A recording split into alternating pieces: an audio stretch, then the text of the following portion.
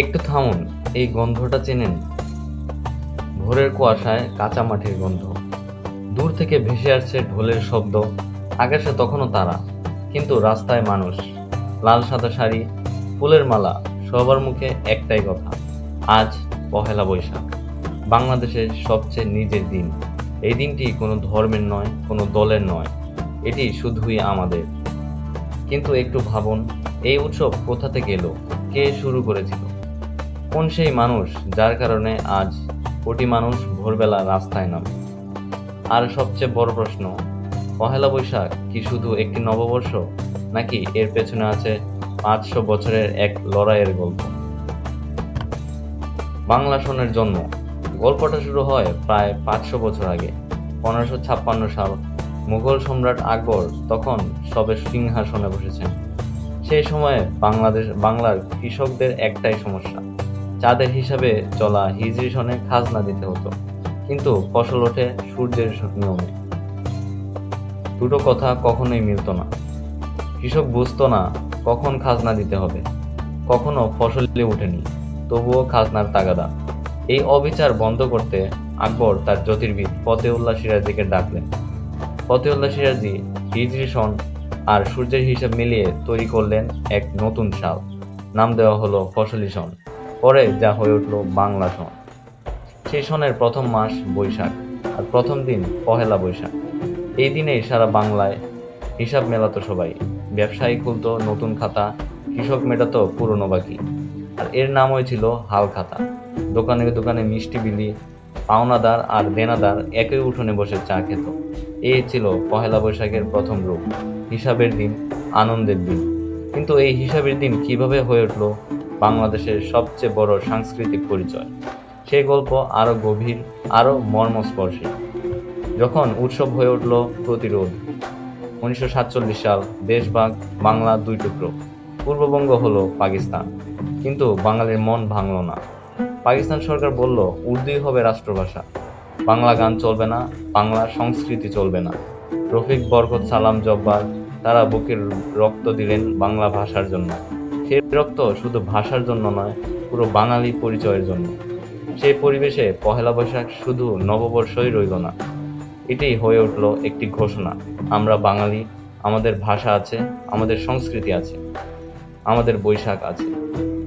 1967 সাল, পাকিস্তান সরকার রবীন্দ্রনাথের গান নিষিদ্ধ করতে চাইল। সেই সময় ঢাকার রমনার বটমূলে ছায়ানটের শিল্পীরা বসলেন ভোরের আলো ফোটার আগে। তারা গাইলেন, এসো হে বৈশাখ, এসো এসো। সে গান শুধু গান ছিল না, সেটি ছিল একটি জাতির বেঁচে থাকার ঘোষণা। পাকিস্তান শুনল, কিন্তু থামাতে পারল না।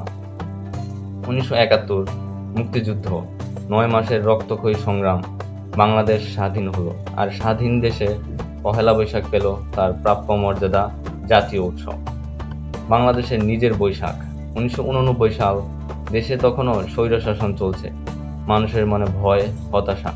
সেই অন্ধকারে ঢাকা বিশ্ববিদ্যালয়ের চারুকলা শিক্ষার্থীরা কিছু একটা করার কথা ভাবলেন।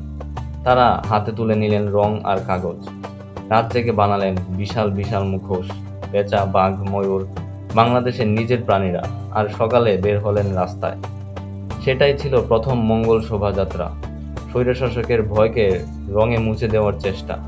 মঙ্গল আসুক, অশুভ দূর হোক, এই ছিল সেই শোভাযাত্রার কথা। আর সেই মঙ্গল শোভাযাত্রা ইউনেস্কোর অপরিহার্য সাংস্কৃতিক ঐতিহ্যের তালিকায়। পৃথিবী স্বীকার করে নিয়েছে এটি মানবজাতির এক অসাধারণ সৃষ্টি, বাংলাদেশের সৃষ্টি। এখন আসি সেই সকালের কথায়, যে সকাল ছাড়া পহেলা বৈশাখ অসম্পূর্ণ। রমনার বটমূল, ভোর 5টা, কুয়াশার মধ্যে হাজারো মানুষ। এসো হে বৈশাখ, এই তিনটি শব্দ যখন বাতাসে ভাসে, তখন বাংলাদেশ যেন এক মুহূর্তের জন্য থামে, শ্বাস নেয়, আবার নতুন করে শুরু করে। গ্রামের বৈশাখ, মাটির বৈশাখ। কিন্তু শহরের বাইরে গেলে আরেক বৈশাখের দেখা পাওয়া যায়।